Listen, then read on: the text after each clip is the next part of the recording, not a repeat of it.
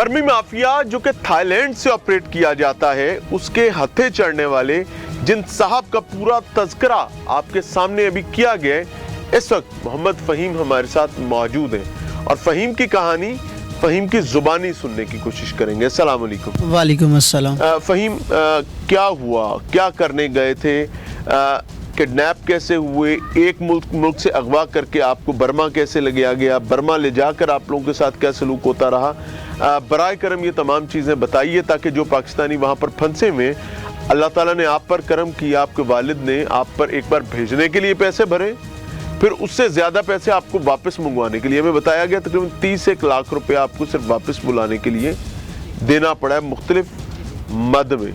तो क्या हुआ, क्या करने गए थे, आपकी कहानी, आपकी ज़ुबानी। बिस्मिल्लाहिर्रहमानिर्रहीम। पहले तो अल्लाह ताला का लाख लाख शुक्र है कि उन्होंने मुझे एक नई ज़िंदगी दी है।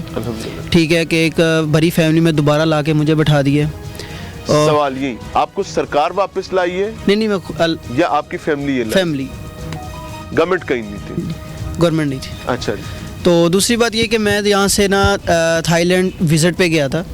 तो एज पापा ने कहा था कि पापा के एक दोस्त हैं, ठीक है, उनका एक बेटा है, वो पहले जा चुका था, बर्मा में काम करके आया था। मुझे कोई आइडिया नहीं उसके बारे में कि वो काम करके आया है कि नहीं आया। ठीक है।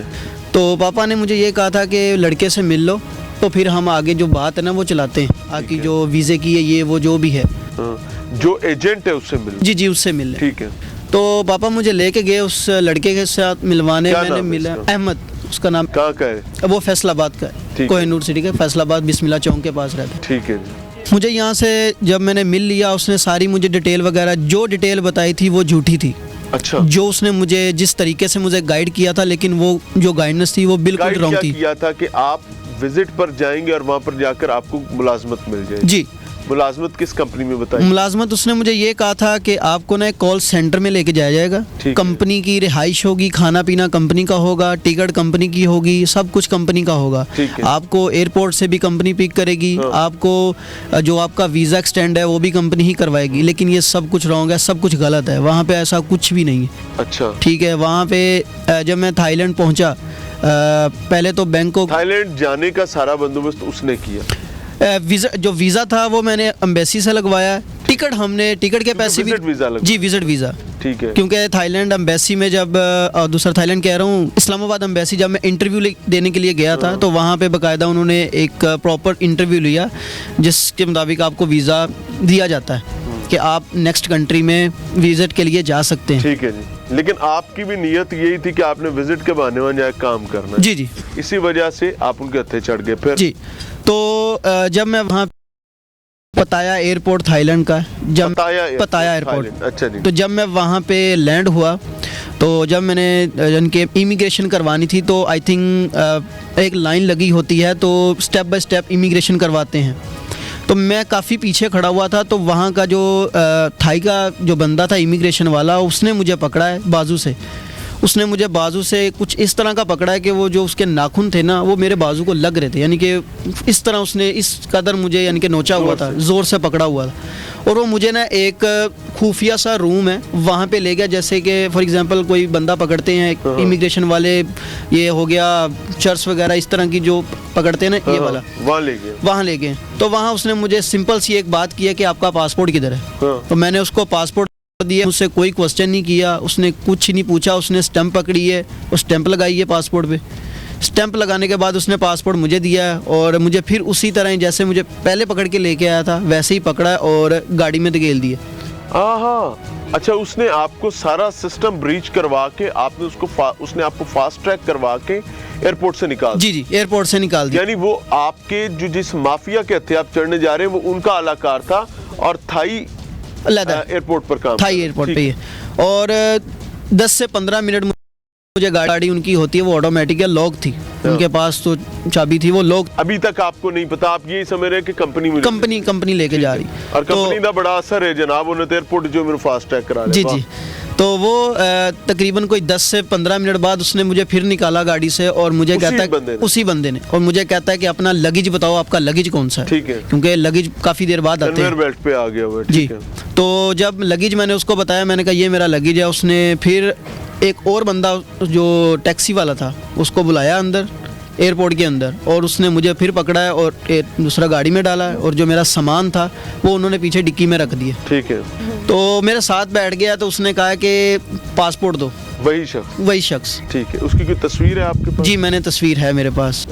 ठीक है, अगर वो आप बताएंगे तो स्क्रीन पर चल रही होगी। जी जी। ठीक है। तो वो तस्वीर, जब उसने मुझे कहा कि अपना पासपोर्ट दो, मैंने उसको अपना पासपोर्ट दिया। वो इमिग्रेशन वाला नहीं, वो टैक्सी वाला जो ड्राइवर था। ओके। ठीक है। तो उसने मेरी पिक्चर ली है, उसने मेरी पिक्चर ली है। उसके बाद मेरे पासपोर्ट को स्कैन किया है, और स्कैन करने के बाद उसने कंपनी में, यानी कि थाई ज़ुबान में, मेरे पास ट्रांसलेटर था, मैंने ट्रांसलेट ओपन किया हुआ था, क्योंकि मुझे मेरे जो एक कज़न हैं, तयाबू के बेटे, उन्होंने कुछ समझाया हुआ था कि उनको पता नहीं था कि अगर जहाँ भी कहीं जाना हो तो अपना ना ट्रांसलेटर ऑन कर लेना, ताकि तुम्हें पता हो तुम्हारे इर्द गिर्द क्या हो रही है क्या नहीं। वो ऑटोमेटिकली ट्रांसलेट करना शुरू करता है ट्रांसलेटर? नहीं ऑटोमेटिक नहीं, उनका एक ग्रुप बना हुआ है। अच्छा। ठीक है। उन्होंने गाड़ी के अंदर ही फ़ोन यानी कि अटैच किया हुआ है, जैसे हम उबर वगैरह, क्रीम वगैरह चलाते हैं ना, तो फ़ोन अटैच होता है। ठीक है। तो वो वहीं पे, अब उसने आपका किया, उसके बाद क्या हुआ? वो जब पासपोर्ट उसने स्कैन किया और मुझे ले गया, उसने कहा कि लास्ट टाइम अपनी फैमिली के साथ बात कर लो। हाँ जी। तो वहीं पे मुझे थोड़ा सा शक हो गया था कि ये 2 नंबर कंपनी है कुछ, यानी कि गड़बड़ है इसमें। तो मैंने घर में कॉल की, मैंने फर्स्ट ऑफ ऑल तो मैंने पापा को कॉल की, इन्होंने अटेंड नहीं की, क्योंकि वो जॉब दूसरा काम करते हैं इधर फैसलाबाद में, रिहाइश हमारी इधर है, फैसलाबाद में वो काम करते हैं। तो वो घर आए थे तकरीबन 12 बजे, और वहाँ का टाइम था 2 बज रहे थे, क्योंकि थाईलैंड 2 घंटे आगे। तो जब 2 से 3 घंटे का सफ़र मैंने तय किया, तो मैंने कॉल घर की, तो वो जो साथ मेरे बैठा हुआ था, उसने कोई हथियार था वो मेरे यहाँ पे रख दिया, कंपनी के बारे में कोई चीज़ शेयर नहीं करनी। अच्छा। हाँ जी। और वो ट्रांसलेटर वो भी ऑन करके बैठा हुआ है? वो भी बैठा हुआ था, उसने ऐसे लगाया हुआ चले कि आप घर क्या बात? जी जी। अच्छा। ठीक, कंपनी में कुछ नहीं बताना, जो हम यहाँ पे मौजूदा करंट सिचुएशन है उसके बारे में कुछ नहीं बताना, अपनी फैमिली से बस यह कहो कि मैं ठीक ठाक पहुँच चुका हूँ। तो मैं रूम में जाके घर वालों से यानी कि दोबारा तफसील से बात करता हूँ। तो मुझे तो पता नहीं था कि ये क्या है क्या नहीं, मुझे तो बस एजेंट ने यही कहा था कि आपकी जो कंपनी है ना वो थाईलैंड के अंदर है, नॉट अब बर्मा के अंदर नहीं है। मुझे बर्मा का उसने कुछ जिक्र भी नहीं किया, थाईलैंड के अंदर उसने कहा था, बीच के पास है बताया। यानी कि मेरे जो होटल रूम बुकिंग है ना, उसके ऊपर लिखा हुआ था 8.5 किलोमीटर, यानी कि एयरपोर्ट से इतनी दूर आपका होटल है, 8 किलोमीटर दूर इतना होटल है। आपने वहाँ पे 10 दिन स्टे करना है। वो मेरे पास सारा कुछ पड़ा हुआ है, पिक्चर्स वगैरह, ये वो बुकिंग भी पड़ी हुई है, टिकट्स भी पड़ी हुई हैं। 4 घंटे की मुसाफत चल रही, 4 घंटे मैंने सफ़र किया, 4 घंटे मैंने सफ़र किया। वहाँ पे मैंने ना, मेरे कज़न का फ़ोन है, मुझे कहता है कि किधर है तुम? मैंने कहा मैं थाईलैंड पहुँच चुका हूँ और जा रहा हूँ। नहीं, फ़ोन नहीं था छीना, फ़ोन मेरे पास ही था। तो मुझे कहता है कि यहाँ पे तेरे आसपास कौन है? मैंने कहा एक ड्राइवर और एक मेरे साथ बैठा हुआ है। तो उसने कहा वो सुन तो नहीं रहा। 2 बंदे आपके साथ थे? जी, 2 बंदे थे। तो उसने कहा सुन तो नहीं रहा। मैंने कहा उनको पंजाबी ज़ुबान समझ नहीं आती। तो उसने कहा कि साइड पे होकर ना मेरी कॉल सुन ले। फिर उसने मुझे ऑडियो कॉल की, पहले मैं घर वालों के साथ वीडियो कॉल कर रहा था, तो फिर उसने मुझे ऑडियो कॉल की। उसने मुझे सारा बायोडाटा दिया। तो फिर उसको मैंने बोला कि ड्राइवर को बोला, मैं स्टॉप द कार, मुझे भूख लगी है, मुझे कुछ खिला दे। तो उसने रात तकरीबन कोई 3:30 बजे का टाइम था वहाँ का। तो लेकिन 2 बजे तो आपका जहाज़ लैंड किया? नहीं, 9 बजे लैंड किया, 9 बजे लैंड किया। तो वो अंदर गए हैं कुछ मार्ट से चीज़ें लेने, दोनों ही चले गए हैं, वो ड्राइवर भी और जो साथ में बैठा था। आपको नहीं पता? मुझे नहीं था पता, नहीं मुझे नहीं। तो मुझे कज़न ने बोला कि भागो। मैं वहाँ से गाड़ी से निकला हूँ, और एक जो बंदा था वो देख रहा था मुझे नहीं था पता कि वो मुझे देख रहा है। तो जब मैं गाड़ी से निकला हूँ, दरवाज़ा मैंने ओपन किया, तो मैं थोड़ा सा साइड पे होने लगा, उसने पीछे से मेरे सर पे कोई चीज़ मारी, मुझे नहीं पता कि वो क्या चीज़ है, मैं नीचे गिर गया। तो उसके बाद उन्होंने गाड़ी से ना इतना सा एक स्प्रे सा निकाला, वो मेरे ऊपर 2 दफ़ा यानी कि स्प्रे किया। और मैं ऐसे हूँ कि एक डिस्पोजेबल पर्सन बैठा हूँ, ना इधर देख सकता हूँ ना इधर देख सकता हूँ। होश में आप हैं, होश में आप रिस्पॉन्ड नहीं कर सकता। ठीक है। तो उसके बाद उन्होंने मेरे मोबाइल, इवन के मेरा जो पावर बैंक है वो भी, और पासपोर्ट भी, वो सारा कुछ निकाल लिया। पर्स भी निकाल लिया था मेरा, जिसमें मेरे पर्स, ID कार्ड और उसके बाद ATM कार्ड, ये वो सारा कुछ था। तो आगे 3 से 4 चेक पोस्ट आती हैं थाई की, जो जैसे चेक होती है थाईलैंड के अंदर ही। ठीक है।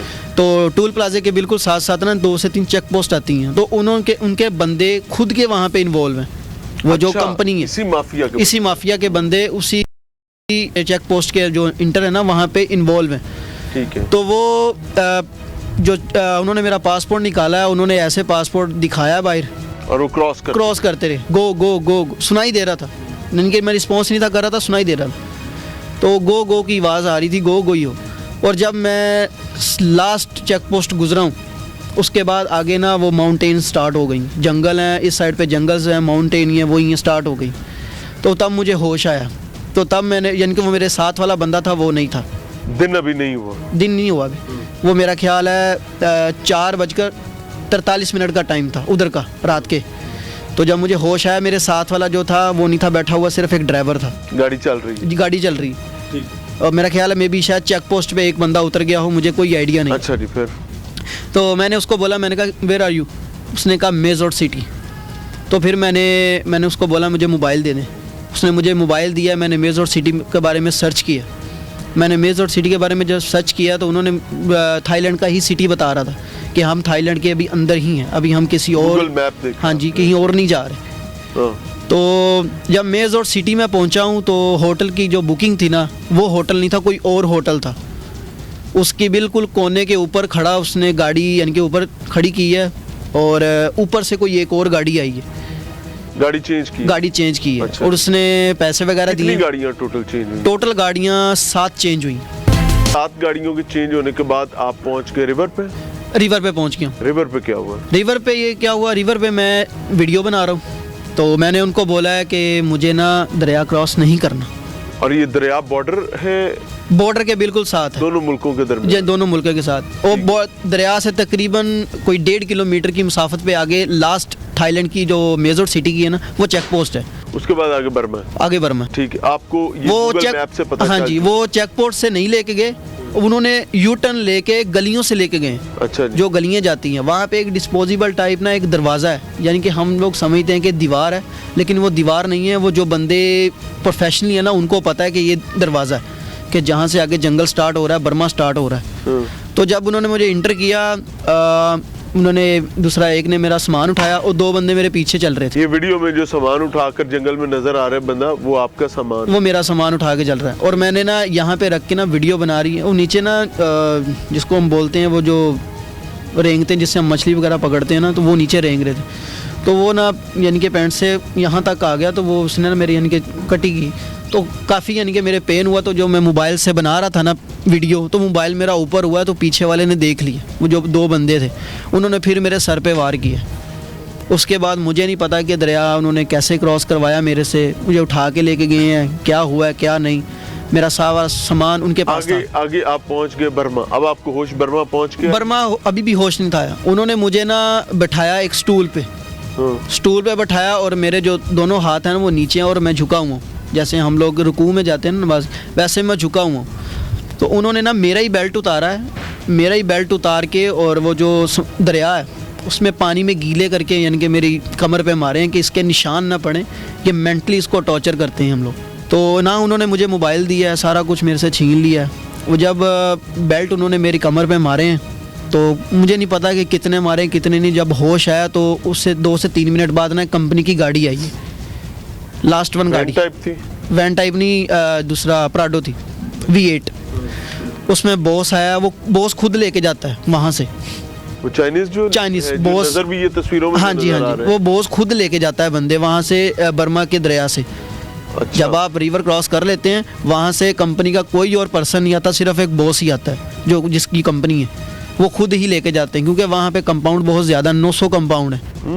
हाँ जी, और हर कंपाउंड का 900 कंपाउंड में तकरीबन कितना आदमी फंसा हुआ है? हमारे जो अंडर है वो तो है 300। जहाँ मैं था वहाँ पे 300 कंपाउंड थे, वहाँ पे 4 से 5 हज़ार बंदा है। उनमें बांग्लादेश भी है। 900 में पता नहीं कितना। हाँ जी, वो पता नहीं कितने हैं। उनमें बांग्लादेश भी हैं, श्रीलंकन भी हैं, उसके बाद इथोपियन है, साउथ अफ्रीका है, और चाइनीज़ है। और वहाँ पे किसी को मोबाइल नहीं है, अलाउ नहीं है सिवाय चाइनीज़ के। अच्छा। वहाँ पे जितने भी चाइनीज़ बैठे हुए हैं, चाइनीज़ काम कर रहे हैं, इवन के जैसे आम सेलमैन भी काम कर रहे हैं ना, उनको भी मोबाइल अलाउ है। अच्छा जी, वहाँ पर काम क्या लेने, ये इतनी प्रैक्टिस और इतनी हैजल उठाने की वजह क्या चाहते होते हैं वो आपसे काम करवाते, हराम काम करवाते, स्कैमिंग करवाते, आपको कोई प्रैक्टिस नहीं करवाते।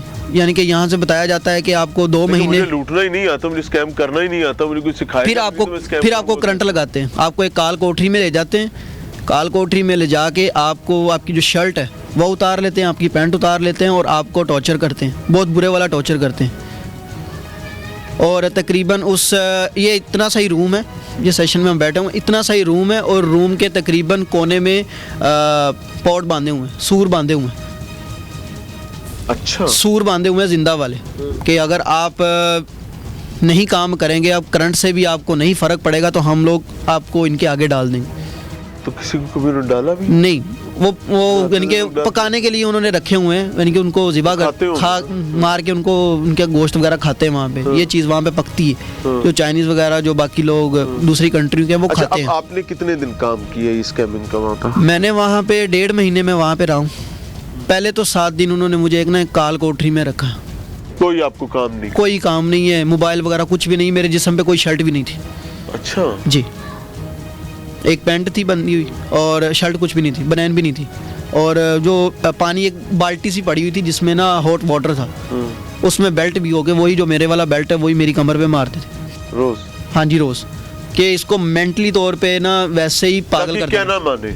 हाँ जी, अच्छा जी। कहना ना भी माने, ये होता था कि माइंड पे आपको अगर आप वापस भी जाते हैं ना तो आप कुछ बताने के लायक ना रहो। हाँ। इस तरह का वो टॉर्चर करते हैं। और करंट जो लगाते हैं ना वो आधा पौना घंटा, ये नहीं कि 5 मिनट 2 मिनट लगा लिया, आधा पौना घंटा करंट लगाते हैं, लगता रहता। ये वो कंट्रोल्ड करंट है ना? हाँ जी, कंट्रोल मरे ना वो गन से, ठीक है।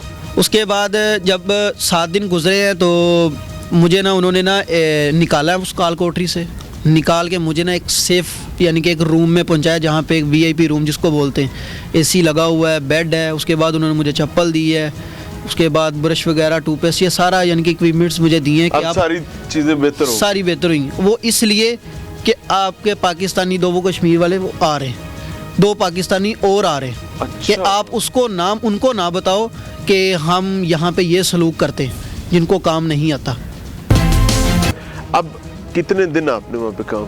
मैंने काम 1.5 महीना में वहाँ रहा हूँ। क्या क्या किया उसमें? वहाँ पे वही काम स्कैमिंग वाला ही किया। किस किस्म का होता है स्कैम? वहाँ पे ये होता है कि आपको एक ID दी जाती है, एक फीमेल की ID दी जाती है, लड़की की। हाँ। और वो लड़की यानी कि UK की बर्मिंघम कोई प्रेसिडेंट है, उसकी बेटी उन्होंने पकड़ी हुई है, उसका नाम भी दिया हुआ है। हाँ जी, दोबारा करें? UK बर्मिंघम, हाँ। वहाँ का एक कोई प्रेसिडेंट है जो जैसे हमारा वज़ीर आला होता है ना, वैसे वहाँ का भी है, उसकी बेटी है, VIP की बेटी पकड़ी। नहीं, उसकी पिक्चर्स, उसकी ID हैक की हुई है। अच्छा। उसकी वीडियोस, उसकी Instagram ID, हर चीज़ यानी कि वहाँ से उन्होंने पिक्चर्स ली हुई हैं। तो आप आगे क्लाइंट्स जो बनते हैं ना उनको आप दिखाएं कि हम वाकई रियल में लड़की बात कर रहे हैं आपसे, और वो भी एक बड़ी, हाँ जी, मॉड स्क्वाड रेनाउंड लड़की। अच्छा जी। और उन्होंने जो बनाए हुए हैं ना, टारगेट बनाए हुए कंट्री, एक सऊदी अरेबिया है, दुबई है, उसके बाद जॉर्डन है, उज़्बेकिस्तान है, रशिया है, किर्गिस्तान है, और इवन जस्ट यही है। तो आप लोगों को तो ये जुबानें भी नहीं आती? जी। आप लोग उनसे कैसे? उन्होंने हमें स्क्रिप्ट दी होती है सिस्टम पे, जो वहाँ पे उनका सिस्टम पड़ा हुआ है ना, जिस पे हम लोग स्कैमिंग करते हैं। उन्होंने एक उसमें भी क्या सॉफ्टवेयर होता है या सारा कुछ सॉफ्टवेयर, सारा कुछ सॉफ्टवेयर। अच्छा, अब आप तो माशाल्लाह एक दाढ़ी भी रखी हुई है, बाल चाल भी है, पूरा बंदा है, तो वीडियो पर आप लड़की कैसे बन के स्कैम कर? वीडियो पे लड़की नहीं, आप उन्होंने कुछ ऐसा सॉफ्टवेयर यूज़ किया हुआ है, आप वीडियो कॉल कर रहे हैं, कर मैं ही रहा हूँ, लेकिन मेरे फेस पे जो है वो लड़की दिख रही है, फिल्टर्स लड़की दिख रही है, और उसके बाद जो मैं जैसे आपसे बात कर रहा हूँ मेरी आवाज़ लड़की के पास कन्वर्ट होकर उस एजेंट के पास जा रही है, ऑडियो ट्यूनर है। हाँ जी, ठीक है। वो सारा कुछ यानी कि वो लड़की ही कर रही है, जो भी है उन्होंने सॉफ्टवेयर ही ऐसा यूज़ किया हुआ। तो उसे निकलवाना क्या होता है, करना क्या होता है? उससे पहले तो 3 से 4 दिन उससे ना उसको अपने प्यार में फंसाना होता है, झालसा देना होता है कि आप हमारे प्यार में फंसे। चौथे दिन उन्होंने ये करना होता है कि सदके में वारी में कुर्बान। हाँ जी, चौथे दिन उन्होंने ये करना होता है कि अपने कारोबार के बारे में बताना है कि मैं ये कारोबार कर रही हूँ और आप भी करें, आपको भी मुनाफा होगा, मुझे भी होगा। अच्छा जी। तो जब वो झांसे में फंस जाता है वो जो एजेंट होता है, तो उसके बाद 5वें दिन उसका अकाउंट इन्होंने खाली करना होता है, यानी कि जो भी है। अगर आपने अकाउंट्स खाली कर लिए, हाँ जी, तो फिर आपको सख्ती नहीं होगी? सख्ती नहीं, सख्ती होती है, फिर भी होती है। फिर भी होती है। हाँ। क्योंकि अकाउंट्स जो उनसे है ना वो होता है वहाँ पे ज़्यादा डॉलर चलता है, यानी कि अकाउंट्स में ज़्यादा कुछ गरीब लड़के बंदे भी होते हैं, एजेंट होते हैं, ये नहीं कि इन्होंने अमीर, हाँ जी, जो फंसे हुए, हाँ जी, क्लाइंट वगैरह जिसको बोलते हैं। कोई $200 का रिचार्ज करवा दिया, ये करवा दिया, फिर भी देते हैं। वहाँ पे बचने वाला वो है जिसने $50,000 या $1,00,000 का रिचार्ज करवाना, यानी कि जिसने अप्पर बंदे को पकड़ना है। वो बड़ी मछली को इसलिए हाँ जी, वो ही बंदा सेव है। आपने कितने लोगों को वहाँ पर काबू? नहीं, मैंने नहीं किया। कर पाए? नहीं कर पाए, क्योंकि मैंने कभी काम किया ही नहीं था ये वाला। खाते रहे हो? हाँ जी, 1.5 महीना मारी पड़ी है। तो वापस कैसे आए? वापस जब 7 दिन बाद मुझे फ़ोन मिला था तो मैंने पापा को बताया सारा कुछ। मैंने कहा इस तरह मुझे सेल कर दिया। कितनी देर के लिए फ़ोन देते हैं? फ़ोन देते हैं 2 से 3 मिनट। पहले दिन 7 मिनट दिया था, टाइमर लगाया होता, उन्होंने मोबाइल साथ रख ऊपर खड़ा होता है? हाँ जी, बंदे 3 खड़े होते हैं, तीनों ट्रांसलेटर खड़े होते हैं, एक चाइनीज़ होता है, 2 इंग्लिश वाले होते हैं। और उसके बाद 7 मिनट जब फ़ोन दिया तो मैंने घर वालों से बात की है, मैंने उनको बताया कि ये सीन हुआ है, ये मामला। तो मना नहीं करते कि ये क्यों बता रहे हैं? नहीं, मना नहीं, उनको आती नहीं है, क्योंकि उस टाइम उन्होंने वो ट्रांसलेटर नहीं था लगाया हुआ, वो जो फ़ोन वाला ना वो नहीं था लगाया, मैं पंजाबी बोल रहा था। और मैंने अपने छोटे भाई को ये बोला था कि मैं जो बात बोलूँ उसका तूने उल्टा जवाब लेना। अगर मैं बोलूँ कि कंपनी अच्छी है तो इसका मतलब है कि कंपनी ख़राब है। तो मैं जो बात बोलता था वो समझ जाता था कि मैं क्या कहना चाह रहा हूँ। कि उसको पता था कि इसके ऊपर कोई ना कोई ट्रांसलेटर खड़ा हुआ है, इस वजह से ये सच नहीं बोल रहा। और वो जो बाकी पाकिस्तानी हैं उनके ऊपर भी सेम टॉर्चर है। पाकिस्तानी वहाँ पे पाकिस्तानी मुझे डाल के 7 लड़के थे। अच्छा जी, जो ये कहाँ के हैं? 3 कश्मीर के हैं रहने वाले, एक बहावलपुर का है। वो बहावलपुर का लड़का जो सा उसने 33 लाख रुपए दिया और उसको फिर भी नहीं आने दिया। $12,000 दिए उसने, क्योंकि उसके जो बॉस हैं, हाँ जी, उसने कहा था कि मेरी वालदा बीमार है। वो HR की पोस्ट पे गया था, बंदे यानी कि और बुलाने हैं उसने। वो पाकिस्तानी जो लड़का था वो HR की पोस्ट पे गया था, तो उसने कहा था कि मैं बंदे और बुलाऊंगा। तो उसने जब घर से बात की घर वालों से, तो घर वालों ने कहा कि वालदा की तबीयत इतनी ज़्यादा ख़राब है कि आप वापस आ जाओ। तो जब वो उसने वापसी वाली बात की अपने बॉस से, तो उसके बॉस ने कहा कि हमारे कुछ अखराजात हैं जो हमने वो देने पड़ेंगे। अच्छा। वो $12,000 बनते हैं। और उन्होंने तो वो $12,000 दिया, वापस नहीं आया। क्यों वापस नहीं आया? उसने जो टेलीग्राम और व्हाट्सएप है वो अपने सिस्टम में भी ऐड किया हुआ था, अपने घर वालों से बात करता था। ओहो, ये पकड़ा गया? हाँ जी, लोकेशन शेयर की हुई थी घर वालों को। तो ये वहाँ पे अलाउ नहीं है। आप फ़ोन पे सिर्फ बात कर सकते हो, कंप्यूटर पे आप सिस्टम पे आप कुछ भी नहीं, घर वालों से बात नहीं कर सकते। ठीक हो गया, अल्लाह ताला आपके लिए आसानी करे। वतन अजीज़ इस्लामी जमहूरिया पाकिस्तान के मुतअद्दिद नौजवान जो है इस वक्त बर्मी माफिया के पास मौजूद हैं, बकौल इन साहब के, जो वहाँ से रिलीज़ होकर आए हैं। इनके रिलीज़ का मामला बहुत तकलीफ़देह है, लेकिन मैं चाहूँगा कि वो इनके वालिद से समझा जाए, क्योंकि जिस तरह लागे सो ही जाने और न जाने कोई। और औलाद की तकलीफ माँ बाप से ज़्यादा किसको हो सकती है। मिलते हैं ब्रेक के बाद। माँ बाप के ख्वाब अपनी औलाद के हवाले से कुदरती हैं और उसके लिए माँ बाप अपनी जहद का सिलसिला भी जारी रखते हैं। मेरे साथ अहमद यार साहब मौजूद हैं और मुनीर अहमद साहब मौजूद हैं। ये दोनों भाई हैं। अहमद यार साहब ने अपनी जमा पूंजी जो है वो खर्च करके अपने बेटे को बाहर भेजा और बदकिस्मती के साथ ये झांसे में आ गए। झांसा भी ऐसा बदबख्ती से भरा कि भेज रहे हैं विजिट वीज़ा पर, लेकिन मकसद है वहाँ जाकर बच्चा मुलाजमत करेगा और मुलाजमत के ज़रिए वो घर के हालात को बदलने की कोशिश करेगा। लेकिन इनका पाला एक बदबख्त, रजील और नापाक इंसान से पड़ गया, जिसने इनके बेटे को बर्मी माफिया को बेच दिया। और उसके बाद इन पर क्या बीती समझेंगे अहमद यार साहब की कहानी, अहमद यार साहब की ज़ुबानी। अहमद भाई, अल्लाह ताला आपके लिए आसानी करे। क्या हुआ था, कैसे झांसे में फंसे, बराए करम बताइएगा। बस यार ऐसे ही देखते देखते जो है ना, वो लड़का जो है जाना पहचाना चेहरा सी। तो एक मेरा दोस्त है, मैंने उसको 2 साल पहले का बोला था कि मेरा बेटा आएगा तो मैं इसको सऊदी अरब भेजना। उसका भाई छोटा उधर काम करता था, अगर थोड़ा जा इत्तेफाक हो जाए तो मेरे साथ तावन करेगा। उसने कहा ठीक है। वो एक दिन बस अचानक मैं उधर जा रहा था तो उसने बोला कि यार एक आदमी है हमारे जानने वाला है। तो वो कह रहा है कि मैं थाईलैंड जो है ना कंपनी हैगी, तो उसमें एक काम हैगा ये खाने पीने का, तो उसमें एक लड़का चाहिए जो पढ़ा लिखा हो, कंप्यूटर जानता हो। तो उसने मेरे को बोला, तो मैंने उसको बताया कि मेरे बेटा जानता है काम। तो जब हमारा आमना सामना हुआ ना, तो उसने थोड़ा सा मुझे ये कहा कि थाई कंपनी है, हाँ, थाई कंपनी से बाहर नहीं जाना। अच्छा, तो मैं सोच लिया, मैं कहा मुझे थोड़ा सा टाइम दे दो। आपको लगा नहीं कि मैं धोखा खा रहा हूँ? नहीं, महसूस नहीं हुआ, क्योंकि वो लड़का वहाँ रहने वाला था। ठीक है। तो आते जाते है ना, ये मेरे बेटे के साथ पढ़ता क्या रहा। नाम है उसका? उसका नाम अहमद है। इस अहमद ने आपके बेटे को बेचा था? हाँ जी, फिर कितने में बेचा था? $6000 में $6000 में अहमद ने आपके बेटे को बेचा, बेच दिया था। बर्मी माफिया को। हाँ जी, बर्मा में। अच्छा जी, आपने बेटा यहाँ से बर्मा रुखसत किया था?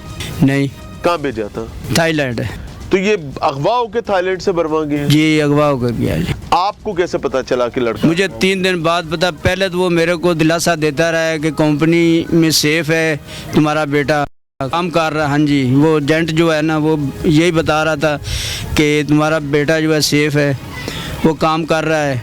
वहाँ पे फ़ोन जो है ना, वो अनाउंस नहीं है गया, तो अलाउड ही नहीं है। हाँ जी, हाँ, 2-3 दिन बाद आपको फ़ोन मिल जाएगा, तो वो आपसे बात करेगा। मगर यही सोचता रहा। आपको नहीं एहसास हुआ कि यार क्या जानवर है, कौन लोग हैं कि मुंडा जहाज तो लता उन्हें जांदी मशीन तक खिलारते तो फोन ले ले? ये नहीं सी पता। हाँ, ये पता होता तो मैं काम ही नहीं करता। हाँ। कितना खर्चा किया था इसको भेजने पे? खर्चा तो तकरीबन 10 लाख तो इधर ही खर्चा हो गया, भेजने से पहले? भेजने से ही। तो वापस लाने पे कितना खर्चा? 18 लाख रुपया लगा। 18 लाख, 31 लाख रुपए आप लगा चुके हैं। जी जी। ये वापसी में जब बच्चे ने आपको इत्तला दी कि वो फंस गया और वो बर्मा में है, बर्मी माफिया के पास है, कहाँ कहाँ भागे? ईमानदारी से बताना है, बच्चे को बचाने के लिए। बहुत दौड़ा जी।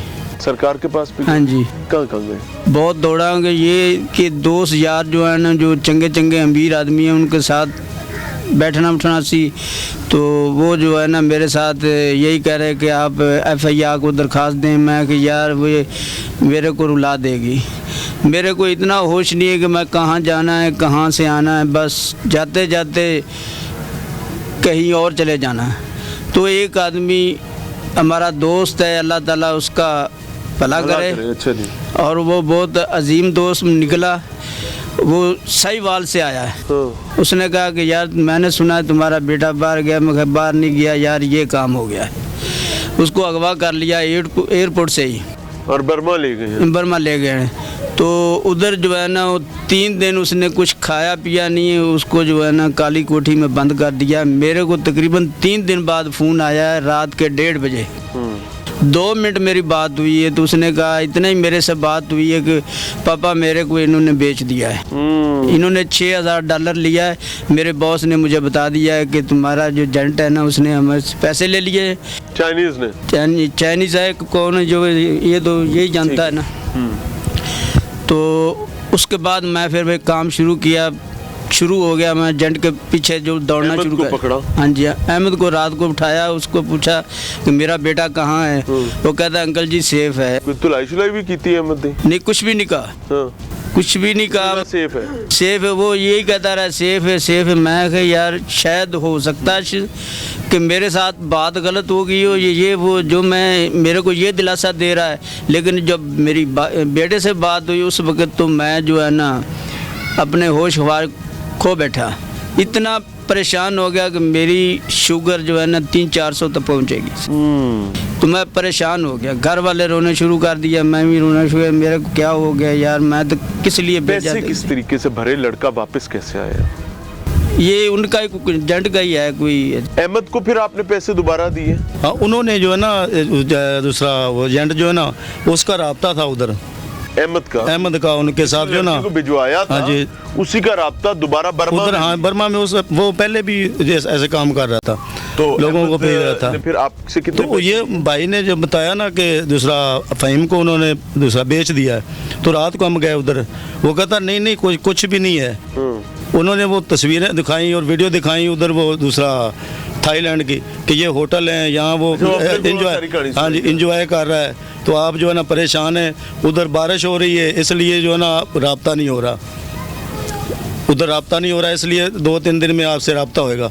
जब इस फ़हीम का राब्ता हुआ ना, तो इसने पहले ये बताया कि पापा मुझे ना इन्होंने बेच दिया है, अगर आपके पास पैसे हैं तो मुझे वापस बुला लें, वरना मेरी लाश ही आएगी। उसके बाद हम जो ना बस दौड़ना शुरू कर दिया। दोस्तों के पास गए जो मतलब हमारे जो दूसरा क्लोज हैं इस्लाम दुआ वाले उन्होंने जो है ना उन्होंने उनको बोला कि लड़के को वापस बुलाओ। किसी सियासतदान को भी अंदर डाला था, नहीं सियासतदान को नहीं डाला, ताजिर को डाला था। हाँ जी ताजर, वो उनका जो दूसरा वालिद अहमद का वो उसका शोरूम है उधर दूसरा फैसलाबाद में, ठीक है। उसके साथ जो बैठते थे या जो जिस तरह भी उनके क्लोज थे। कितने पैसे आपने भरे वापस लड़के को बुला? ये भाई ने भरे और इन्होंने मुझे नहीं पता इन्होंने कितने भरे? 18 लाख दिया। हथी दिता अहमद ने दोबारा? हाँ जी दोबारा दिया। वापस ले आने? हाँ, यानी कि वो दूसरे $700 बनता है, $7,000 बनता है, डॉलर के हिसाब से 18,000। यानी आप तो मुंडा छुड़ाने लिए भी बता देना पे है। देखो जी यही तो चीज़ है ना। अहमद आजकल कहाँ है?